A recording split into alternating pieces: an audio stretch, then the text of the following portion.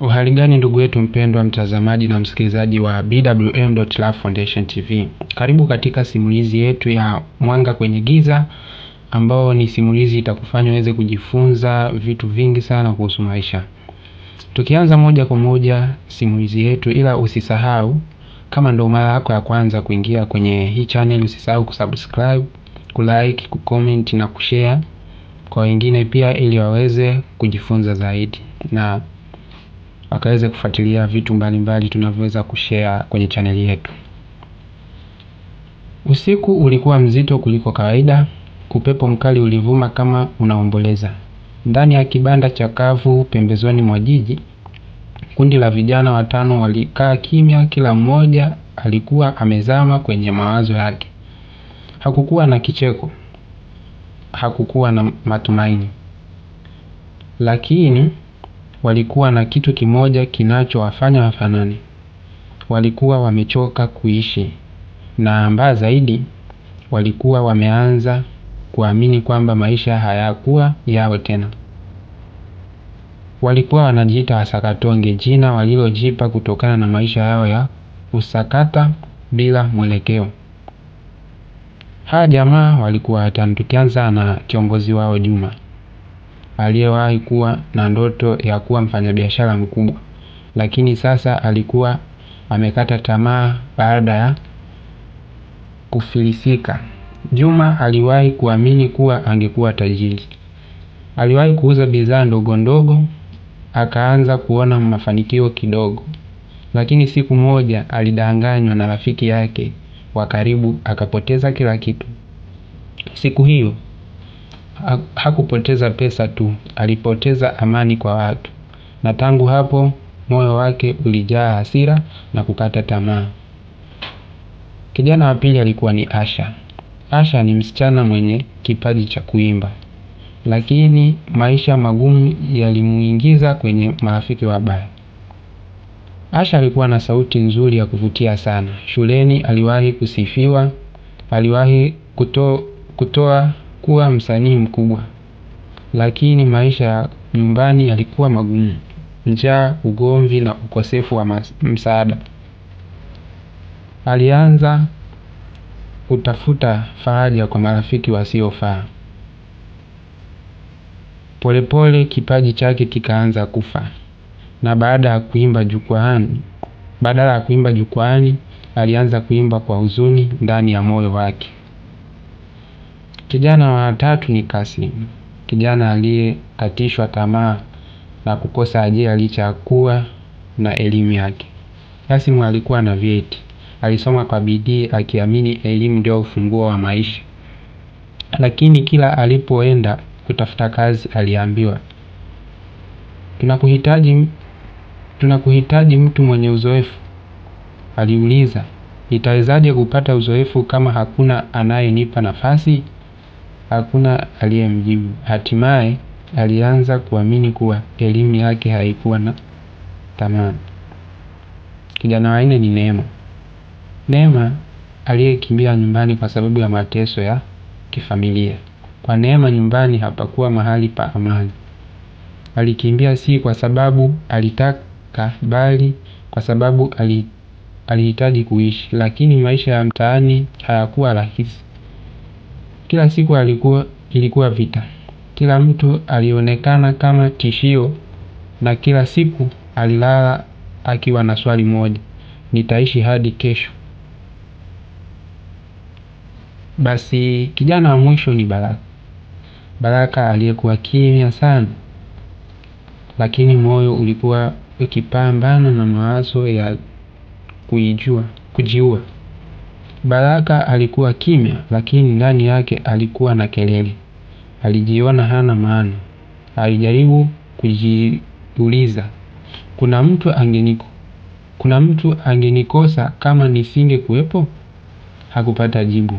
Na siku moja alianza kupanga kimya kimya kuondoka duniani.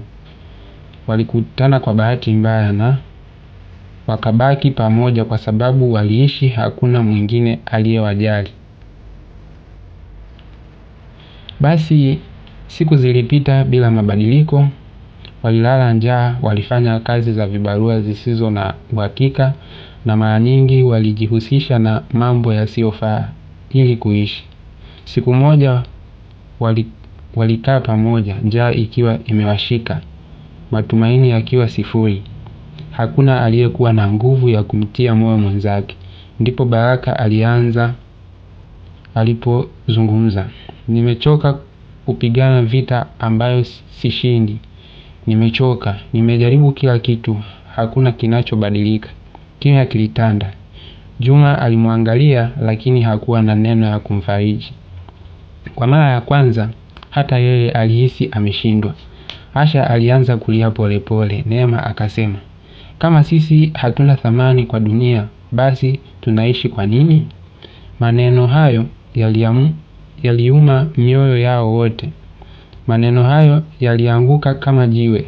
Hakuna aliyepinga, kwa sababu ukweli ni huu, wote walikuwa wanahisi hivyo.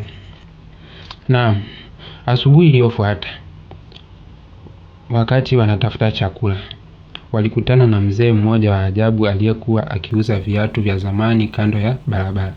Hakuwa na nguo za kuvutia, hakuwa na mali, lakini macho yake yalikuwa na utulivu wa ajabu.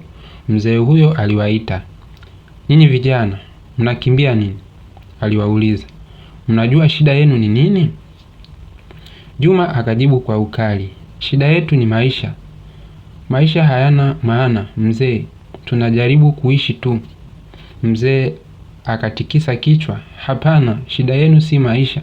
Shida yenu ni namna mnavyoyaona maisha. Mzee alitabasamu kidogo. Akawapa kitabu kimoja kilichochakaa. Hiki si kitabu cha kusoma tu, ni kioo. Mkikisoma vizuri mtajiona upya. Walicheka kwa dharau, lakini kwa sababu hawakuwa na cha kupoteza, walikichukua. Usiku huo waliinama kuzunguka mshumaa mdogo na kuanza kusoma. Kila kurasa ulikuwa na hadithi za watu waliotoka chini kabisa na kufanikiwa kwa bidii, nidhamu na mabadiliko ya fikra.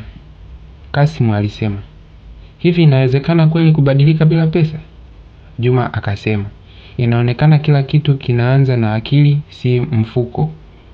Polepole mawazo yao yalianza kubadilika. Waligundua wamekuwa wakilaumu kila kitu nje yao. Wameacha kujaribu kwa sababu ya hofu. Wamejiona hawana thamani tena. Asha alianza kuimba tena kwa mara ya kwanza bila huzuni.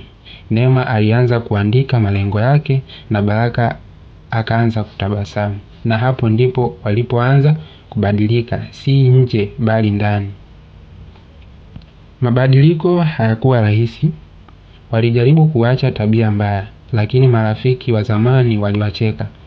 Walipoanza kubadilika, dunia haikubadilika nao. Waliambiwa, hamtaweza, hii si kwa watu kama nyinyi. Walikataliwa, walichekwa, lakini safari hii hawakukata tamaa. Walipoanza kufanya kazi halali ndogo ndogo, walipata pesa kidogo. Siku nyingine walirudi njaa, lakini tofauti na zamani hawakukata tamaa pia. Juma alianza kuuza matunda barabarani. Asha akaanza kuimba kwenye mkusanyiko midogo. Kasim akaanza kujifunza ujuzi wa mikono. Neema akaanzisha kikundi kidogo cha kusaidia na wasichana waliopitia changamoto kama yeye. Baraka akaanza kusaidia wengine na kugundua kuwa kusaidia wengine kulimpa nguvu ya kuishi. Juma alianza kuuza matunda hata kama faida ilikuwa ndogo. Asha akaanza kuimba tena hadharani. Kasim akaanza kujifunza ujuzi wa vitendo. Neema akaanza kusaidia wasichana wengine na Baraka akaanza kujitolea kusaidia watu. Waligundua kitu muhimu sana. Uhitaji kuwa mkubwa kuanza. Unahitaji kuanza ili kuwa mkubwa. Alright, safari ya maisha yao iliendelea. Baada ya miaka 2, mahali pale pale walipokuwa wakiishi kwenye kibanda cha kavu, sasa walikuwa na kibanda kizuri cha biashara. walibadilika, sio kwa bahati, bali kwa matumizi madogo madogo kila siku. Bali kwa maamuzi madogo madogo ya kila siku. Wakawa chanzo cha matumaini kwa wengine. Walikuwa wameanzisha kikundi cha vijana kilichokuwa kinaitwa Mwangaza Kwanza, kinachosaidia vijana waliokata tamaa. Siku moja walirudi kwa yule mzee, lakini hawakumkuta. Badala yake walikuta ujumbe mdogo ulioandikwa pale alipokuwa anakaa. Nilijua mtarudi, na safari hii si kama waliopotea, bali kama waliopata njia. Sasa ninyi ndio mwanga kwa wengine. Alright. Juma aliwaangalia wenzake na kusema, tulidhani maisha yametuacha, kumbe sisi ndio tulikuwa tumeyaacha. Asha akaongezea, kila mtu ana thamani, hata kama dunia haioni mara moja. Kama unasikiliza hadithi hii, huenda wewe pia unapitia giza, huenda umechoka, huenda unaona hakuna anayekujali, lakini kweli ni huu. Hali ulionayo si mwisho wa hadithi yako, na kama wale vijana unaweza kubadilika, unaweza kuinuka na unaweza kuwa mwanga. Funzo la hadithi hii ni kama ifuatavyo. Kukata tamaa si mwisho, ni mwanzo wa mabadiliko ukichagua kupigana. Usikubali hali yako ya sasa ikuamulie hatima yako. Mabadiliko huanza ndani ya akili kabla hajaonekana nje. Mabadiliko huanza na fikra zako. Hakuna mtu asiye na thamani, ila mazingira yanaweza kumfanya asionekane hivyo. Kila mtu ana thamani, hata kama hujagundua bado. Ukiinuka, inua na wengine. Hapo ndipo mafanikio yanakuwa na maana. Ukiinuka kwako unaweza kuwa wokovu wa wengine. Hatua ndogo ndogo kila siku huleta mabadiliko makubwa. Swali langu, je, leo una uchaguzi mmoja tu? Utaendelea kukaa gizani au utaanza kuwasha mwanga wako? Jibu lako tudondeshee kwenye comment ndani video hii hapo YouTube channel. Pia ndugu zangu, usisahau kushare kwa ndugu zako, kulike, kucomment, na kama ndo mara yako ya kwanza kwenye hii channel usisahau kusubscribe. BWM tunakupenda sana, na pia tunapokea maoni yako na ushauri wako, na kama una story pia unaweza kushare na sisi. Niwatakie maandalizi mema ya series zinazofuata. Asanteni na Mungu awabariki nyote.